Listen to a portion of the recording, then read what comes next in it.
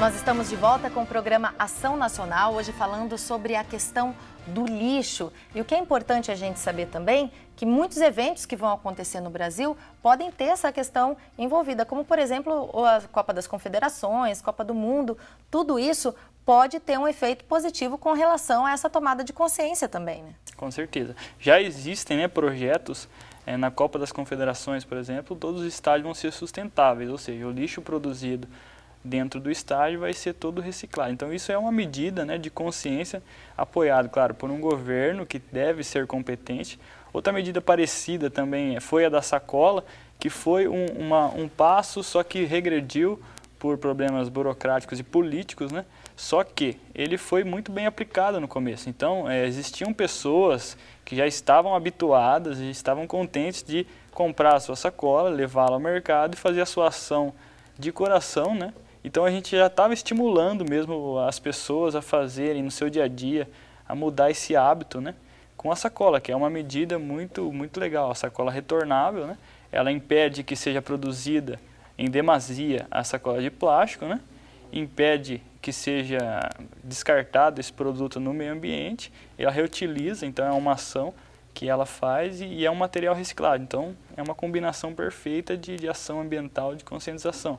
Então o governo tendo esse compromisso mesmo com a população, esse compromisso ele foi até citado no Rio+20, uma carta de conclusão citou que o governo vai ter esse compromisso sim, com sacolas, em outras medidas, né, empresariais, para a gente reger o nosso lixo e conscientizar a população para estimular mesmo a consciência ambiental das pessoas. Patrícia queria complementar? Vale lembrar que a partir do momento em que as pessoas passam a comprar mais produtos feitos a partir de materiais reciclados, existe um fortalecimento dessa cadeia produtiva de reciclagem e todos ganham com isso. É importante que todo mundo, né? Não Exatamente. Só os governos, né? Cada um faça a sua parte, porque a consciência ela vem de uma forma geral. A gente recebeu mais uma participação, acho que o nome deve estar correto aqui, Luzéia. Ela vem de Cachoeira do Itapemirim. Obrigada pela sua participação. E ela diz o seguinte, que ela tem uma empresa até que pratica a reciclagem e que tem um tema, do lixo para o lixo. A partir de uma bomba, ela faz lixeiras para separação do lixo e ela gosta de dar o exemplo aqui também das lixeiras com temas de palhaços para incentivar as crianças. Enfim, é uma forma também, né, de você ilustrar isso melhor, de uma forma mais alegre, uma forma mais divertida. As crianças precisam desses incentivos também, né? É um trabalho de educação ambiental interessante, visual, que incentiva mesmo. Quando a gente fala resíduos sólidos, a gente falou muito até agora sobre isso, lixo, resíduos sólidos, às vezes assusta. A pessoa acha que é um lixo diferente ou que já foi reaproveitado de alguma forma. Como que a gente pode definir, Patrícia? Hoje, a partir dessa nova lei que eu comentei que é um marco legal no Brasil, que institui a Política Nacional de Resíduos Sólidos, ela passa a enxergar o lixo com todo o valor que ele tem, o valor econômico, um valor como viés social, que passa a enxergar os impactos ambientais que a má gestão desse lixo causa. Então, por isso, a gente passa a chamar o lixo de resíduos sólidos. Todo o lixo é um resíduo sólido. Exatamente. Essa lei tem alguns prazos que a gente tem que respeitar como governo, como empresa? Tem algum exemplo que a gente poderia dar? Tem um prazo que se esgotou em agosto do ano passado, onde os municípios deveriam ter feito os seus planos de resíduos sólidos, que são nada mais o planejamento da gestão dos seus resíduos no municípios. Então, hoje nós temos por volta ainda de 54% dos municípios brasileiros que não fizeram ainda os seus planos de resíduos sólidos, e isso implica na dificuldade desses municípios que não fizeram os seus planos em conseguir recursos da União, do governo federal. Fica mais difícil. Também ela institui que até 2014 sejam eliminados os lixões, os aterros sanitários. Então, por isso que ela fortalece e incentiva as ações consorciadas para que os municípios tenham condição de juntos trabalharem para uma gestão adequada, integrada do seu lixo, dos seus resíduos sólidos. A gente fala que 14% só dos municípios brasileiros fazem a coleta seletiva. Dá para a gente ter uma ideia do quanto é desperdiçado com isso? Eu sei que você tem alguns números sobre o quanto cada pessoa produz de lixo. Dá para a gente falar um pouquinho dessa estatística? Depende do poder aquisitivo das pessoas. A gente pode estar produzindo de meio quilo a 1,5 kg por pessoa. Isso é dia? Dia. Aí quando a gente fala em população brasileira, esse número se multiplica, né? Porque você multiplica isso pelo número de habitantes, a quantidade já vai ser enorme, né, Patrícia? E também no mundo todo. Com certeza. Quando a gente está falando do mundo, a gente hoje, considerando por volta de 6 bilhões a população do mundo, nós estamos falando aí de quase 5 bilhões de quilos de lixo produzido.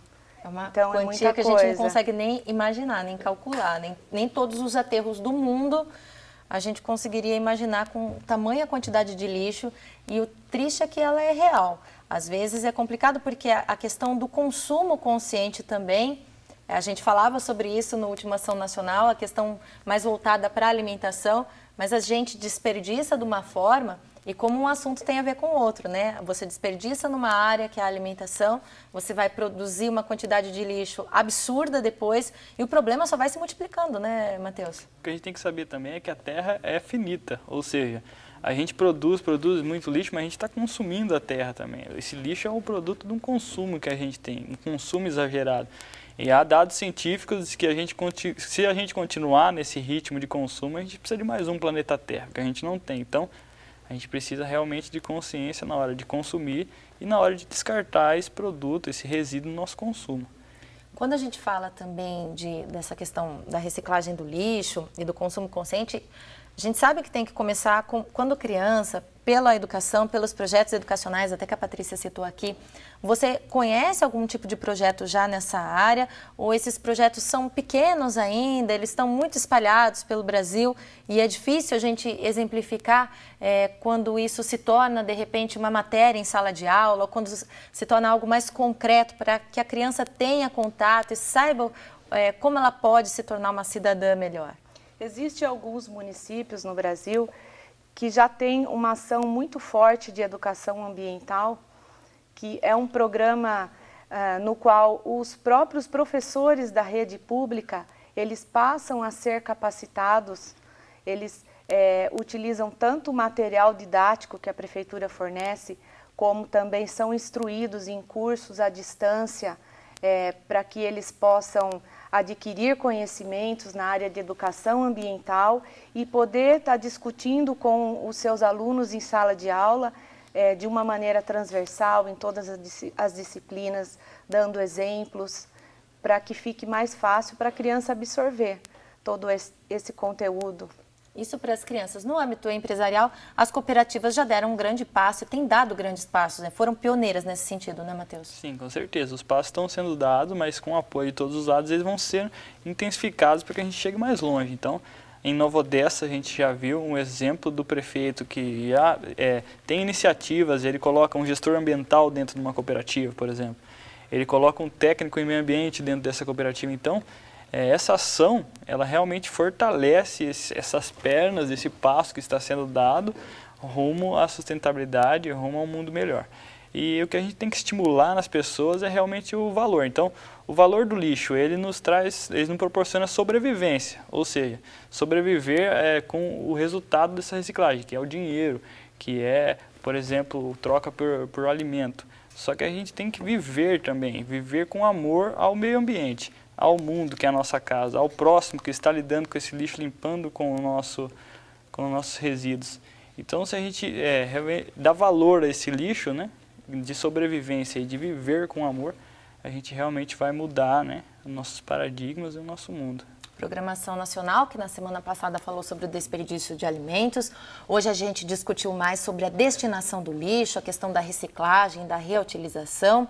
Espero que você tenha gostado do assunto. Se ficou com alguma dúvida ou com alguma sugestão, escreva para a gente, tá? açãonacional@rs21.com.br. Se preferir, Nós temos as redes sociais, Facebook, Twitter, ou ainda pode ligar, tá? 19 3871 9620 e deixa lá a sua sugestão pra gente. Quem sabe a sua sugestão pode ser o nosso tema da próxima semana ou de outros programas futuros. Eu quero agradecer mais uma vez a presença da Patrícia Donaire, que é doutora em Ciências Ambientais e também Química. Obrigada, Patrícia, pela disponibilidade, pela gentileza e seja sempre bem-vinda aqui ao programa Ação Nacional. Obrigada a vocês, foi um prazer estar aqui.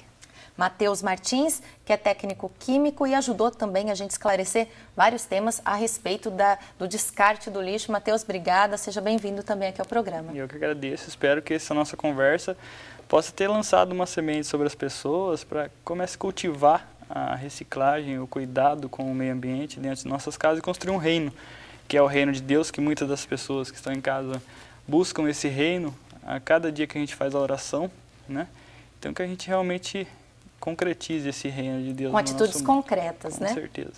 A gente fica por aqui e reforçando o recadinho, tá? Confira toda a nossa programação no portal rs21.com.br. Lá você encontra todos os vídeos relacionados à programação nacional.